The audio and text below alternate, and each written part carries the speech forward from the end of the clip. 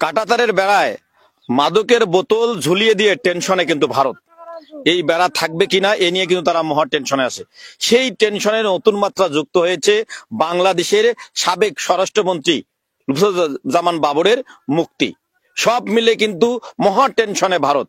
প্রিয় দর্শক, লালমনিরহাটের পাটগ্রাম উপজেলার দহগ্রাম ইউনিয়নের সরকারপাড়া সীমান্ত থেকে ফেরদৌস আলমের ক্যামেরায় আপনাদের সাথে আমি আছি আসাদুজ্জামান সাজু।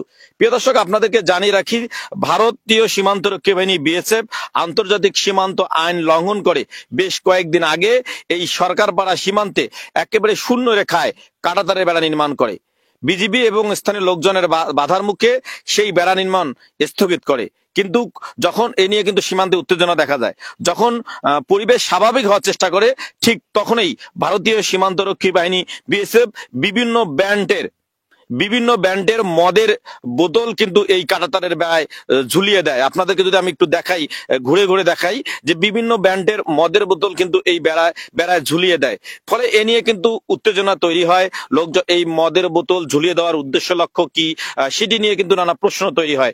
অনেকেই আবার এই অনেক মদের বোতলে এক খাপা বা একটু একটু করে মদও তারা দেখতে পায়। এ নিয়ে কিন্তু বিভিন্নভাবে বিভিন্নজন বিভিন্ন যুক্তি উপস্থাপন করে। কেউ বলে যে এই মদের বোতল দিয়ে হয়তো সেখানে বিএসএফ গুলি করলে গ্লাস ভেঙে চুরমার হবে, আশপাশে যারা থাকবে তারা ক্ষতিগ্রস্ত হবে। কাউকে সরাসরি গুলি না করে মদের বোতলে গুলি ছুড়বে, যেহেতু এটি কাছের। আবার কেউ কেউ বলছে যে বাংলাদেশ একটি মুসলিম রাষ্ট্র, এদেশের ধর্মীয় অনুভূতিতে আঘাত আনার একটি কৌশল হিসাবে এবং বাংলাদেশের মানুষকে উত্তেজিত করার, ধর্মীয় মুসলমানদেরকে উত্তেজিত করার জন্য মদের বোতল ঝুলিয়ে দিচ্ছে। কেউ কেউ আবার বলছে যে যেহেতু ভারতে অ্যাভেলেবেল মদ পাওয়া যায়, বাংলাদেশে মদ পান মদ বিক্রি নিষিদ্ধ, সে কারণে বাংলাদেশের যুব সমাজকে মাদকের প্রতি আসক্ত করতে বিভিন্ন ব্র্যান্ডের মদের বোতল ঝুলিয়ে দিয়ে তারা এমনটি চেষ্টা করছে। তবে সব মিলেই যেটি মনে হচ্ছে, এই বেড়া নির্মাণে কিন্তু এখন এই বেড়া নির্মাণটি কিন্তু তাদের মহা টেনশনের কারণ হয়ে দাঁড়িয়েছে। আপনাদের যদি বলি যে বিজিবি যেটি দাবি করছে বা যেটি জানা যাচ্ছে যে আপনারা জানেন ভারতের অধিকাংশ মানুষ, সীমান্তবর্তী অধিকাংশ মানুষ কিন্তু চোরাচালানের সঙ্গে জড়িত। এই বেড়া যে তারা নির্মাণ করছে, বেড়াটি অত্যন্ত দুর্বল, এই বেড়া থাকবে কিনা এই টেনশনেই তারা কিন্তু মহা বিপদে পড়ছে। অর্থাৎ এই কাঁটাতারের বেড়াই কিন্তু এখন তাদের টেনশনের কারণ হয়ে গেছে। কারণ ভারতীয় যে চোরাচালানরা আছে, যারা তাদের চোরাচালান, তারা এই বেড়া তুলে ফেলবে।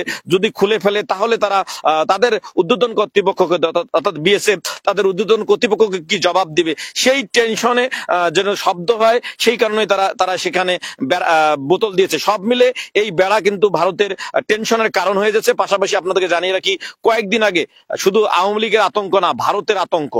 লুৎফুজ্জামান বাবর অর্থাৎ বাংলাদেশের সাবেক স্বরাষ্ট্রমন্ত্রী, তিনি কিন্তু মুক্তি পেয়েছেন। এই মুক্তি পাওয়ার কারণে কিন্তু আমরা দেখেছি যে সীমান্তের টহল বৃদ্ধি পেয়েছে। পাশাপাশি আমরা বিভিন্ন গণমাধ্যমে যেটা জানতে পেয়েছি যে ভারতের যে সেভেন সিস্টারের লোকজন মুক্তির স্বাদ দেখছেন, মুক্তির আন্দোলন করছেন, সেখানে কিন্তু ভারত নিরাপত্তা জোরদার করিয়েছেন। সব মিলে কিন্তু এই কাঁটাতারের বেড়ায় মাদকের বোতল ঝুলিয়ে দিয়ে ভারতের নতুন টেনশন চলছে। সেই টেনশনে যোগ হয়েছে বাংলাদেশের সাবেক স্বরাষ্ট্রমন্ত্রী লুৎফুজ্জামান বাবরের। তবে স্থানীয় লোকজন বলছেন যে এখন পর্যন্ত এই বেড়া নির্মাণ স্থগিত থাকলেও এই কাঁটাতারের বেড়ায় মাদকের খালি বোতল জমা দেওয়ার কারণে, ঝুলে রাখার কারণে কিন্তু নতুন আতঙ্ক তৈরি হচ্ছে। তারা বলছেন যে ভারত একেবারে সীমান্ত আইন লঙ্ঘন করে এই বেড়াটি নির্মাণ করছেন। যদিও এই বেড়ার নেপথ্যে কাহিনী হলো শেখ হাসিনার একটি গোপন চুক্তি। শেখ হাসিনা ভারতে 2010 সালে একটি গোপন চুক্তি করেছেন, যে চুক্তিতে বলা আছে যে এই দহগ্রামের সীমান্ত এলাকায় শূন্য রেখায় ভারতকে তিনি কাঁটাতারের বেড়া নির্মাণের অনুমতি দিয়েছেন, যা আন্তর্জাতিক সীমান্ত আইন লঙ্ঘন করে। এই ছিল কাঁটাতারের বেড়ায় মাদকের বোতল ঝুলিয়ে ভারতের টেনশনে এবং লুৎফুজ্জামান বাবরের মুক্তিতে সেই টেনশন বেড়ে কয়েক গুণ হওয়ার সর্বশেষ খবর। আসাদুজ্জামান সাজু, এল নিউজ অনলাইন, দহগ্রাম, লালমনিরহাট।